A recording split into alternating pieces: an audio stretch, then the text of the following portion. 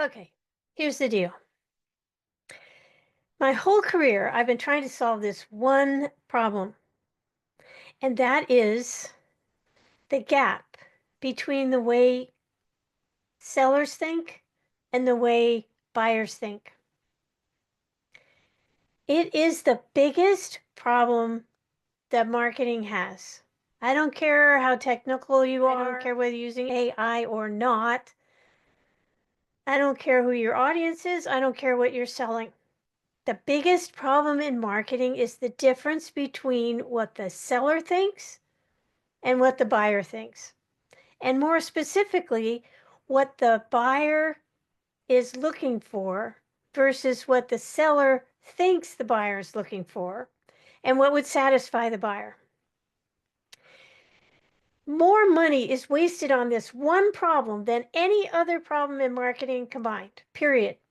Because if you don't understand, and I mean not just think you understand or assume you understand or understand because you talk to customers sometimes or whatever, if you don't actually know what your customer's thinking when they set out to buy, that moment in time when they're actually looking for you, they don't need to be persuaded to buy your type of product at that moment in time, which is what a lot of the hard sell marketing focuses on. They try to convince you that you need this and you want it. I'm talking about the people who already think they need the type of solution that you're selling. And so they go looking for you. Now, search is changing by the second at the moment because of AI, because of the emergence of buying assistants, AI buddies who understand your preferences and know what you've bought before even, and can say, oh, if you like this, you'll probably like that. Much like what Amazon does, frankly, but in a more private way and across all different sites. That's great, but you've got to be there. You have to be totally in sync with their mindset when they set out to buy. Or they're going to come to your site, or they're going to interact with your AI agent on your site. They're going to see that you don't get them, and they're going to leave. And they're probably not going to come back because now they're on a quest and they're doing all this stuff and they just want to get this problem solved. So they're going to try to solve that problem when they're in the mindset of solving that problem, when they're in the mood to solve that problem, when they have time to focus on buying something instead of working or interacting with their family or doing whatever they're doing. You need to be there where they're looking. That's a channel issue. And then your message when they show up needs to be exactly what they were looking for. And if you guess at that, you're going to miss out. They're going to leave. You're going to lose the revenue. It's a revenue sucking situation when that happens. Their mindset when they set out to buy consists of their desires, their concerns, and their questions. Now, I've actually solved this problem, but it isn't universally done. Why is that? Why don't people do what I recommend? They do. I mean, I've made plenty of money over the years helping people get this for hundreds of companies, but it's not universal. The solution is you ask your current customers, the people who've already bought from you, why they bought from you, how they bought from you, what they were thinking when they set out to buy. What were their desires, their concerns, and their questions? Now, I conduct these interviews myself, which is why I know so much about customers. But I've also spelled it out in my book. So if you want to do it yourself, Roadmap to Revenue, How to Sell the Way Your Customers Want to Buy, spells it out. I give away all my secrets.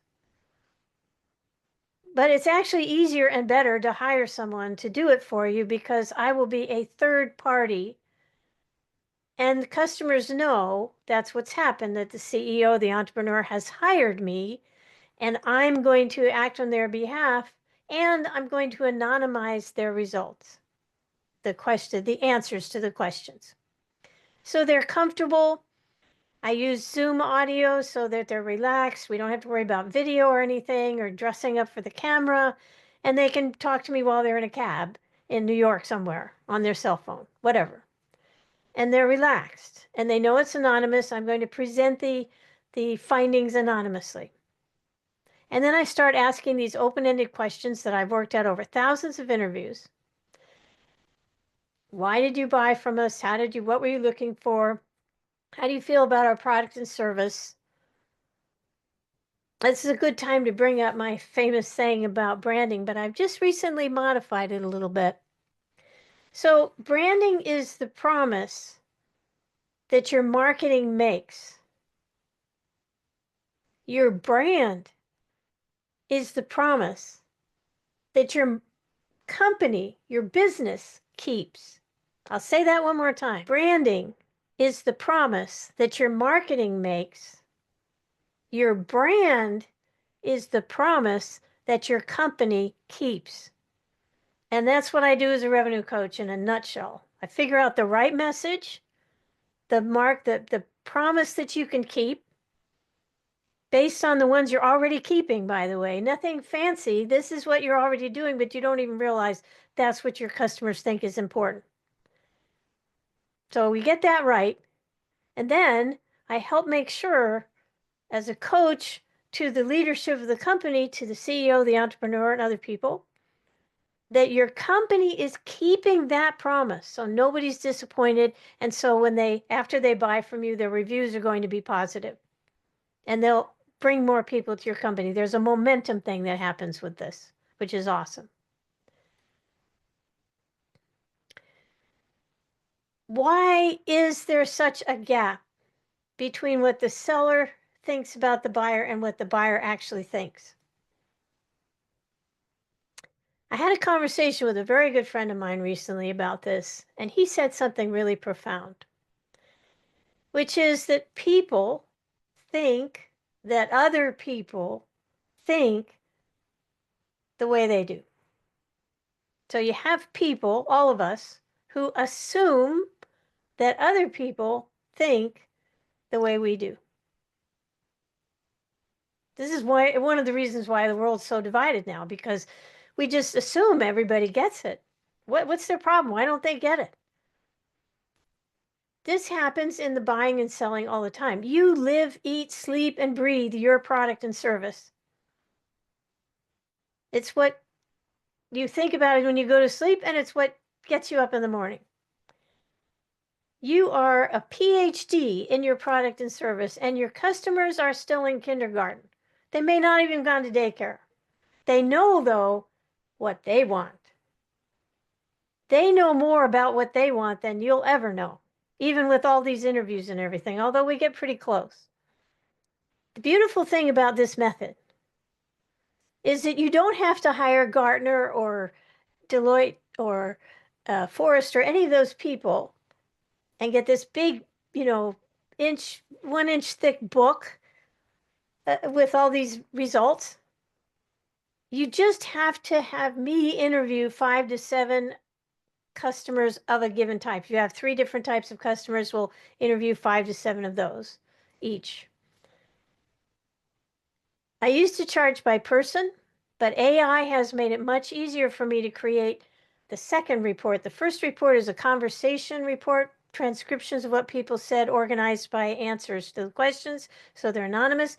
And the second report is summary and recommendations. And I use AI to sort of bulletize the conversation report, and then I make summaries and recommendations. So it's much easier now for me to do those reports, which has allowed me to drop the price and just charge $2,000. That's it. Anyone who is making any money at all in a business can afford $2,000. I want everyone to do this, so I want to make it available to as many people as possible. So it doesn't have to be some big production. It takes a few weeks. I get on the phone with these customers and I ask these questions, I give you the information, and then we have this interesting conversation where we say, okay, here's the thing they think you do the best. This is the promise that you're keeping right now. And here's how we can then promote it and get it out to the world. And then you start to see the hockey stick growth we get from this method. AI is not going to do this for you. I love AI. We use AI all day, every day, but it's not going to do this for you. Here's one of the reasons why. If someone answers me and says, it was all right, they're not saying, it was all right. It was all right. That's not what they said. They said, it was all right. Now, AI would write down, it was all right. Consumer says, it was all right. I don't do that, though. I hear what they really wanted me to hear. They wanted to know if I was really listening. And then they continue the conversation more enthusiastically after that. Because what I do when I hear, it was all right, is I say, wait a minute, that's not a resounding yes. Let's drill down on that a little bit. What was the negative part of that? Oh, okay, now they open up and we go flying off. By the way, another reason that people open up to me is I do a lot of this research in the B2B market, business to business, technical products, interviewing engineers, software, business to business software, things like that. I've been at the tip of the tech spear my whole career, so I know these people and what they do and how they do it and how the technology works. And they know that pretty quickly. I tell them I'm very technical. If I have a question, I'll ask you. If you use an acronym I haven't heard before or something. But I have this whole foundation of their world in my head. So I really can drill down for you. We can get very specific. And you have to get specific because the promise that you are keeping is going to be different from all of your competition. Your promise is very specific, and what your customers want is very specific. And when you match up those two things, it's a marriage made in heaven. It's so good. You won't believe the difference it makes in your revenue. And that sucking thing goes away. Instead, there's this wonderful momentum that builds up. One thing feeds on another. It happens in your social, it happens in your email marketing. Everything just keeps reinforcing that for the customer. And when the customer comes, if you make it easy to buy, make it easy to understand what you're selling, and then your company keeps its promises, that's the best you can do. That's leveraging maximum revenue growth. Honestly, we've worked ourselves out of jobs with companies. I have a company that got this so well and was so excited about it that he built this question asking into his own conversations with his customers.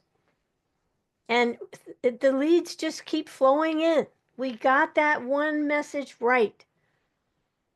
And people say, yeah, that's me. I have that problem. Now I see that you're promising you can fix it. I'm going to call you. And it just keeps rolling and rolling and rolling. His only problem now is building the business fast enough to meet the demand. So that's how it works. That's the reality check process. It's worth doing whether you end up hiring us to help you with marketing or not. It's just going to give you the kind of information you won't get any other way. We love doing this kind of work. I would love doing it for you.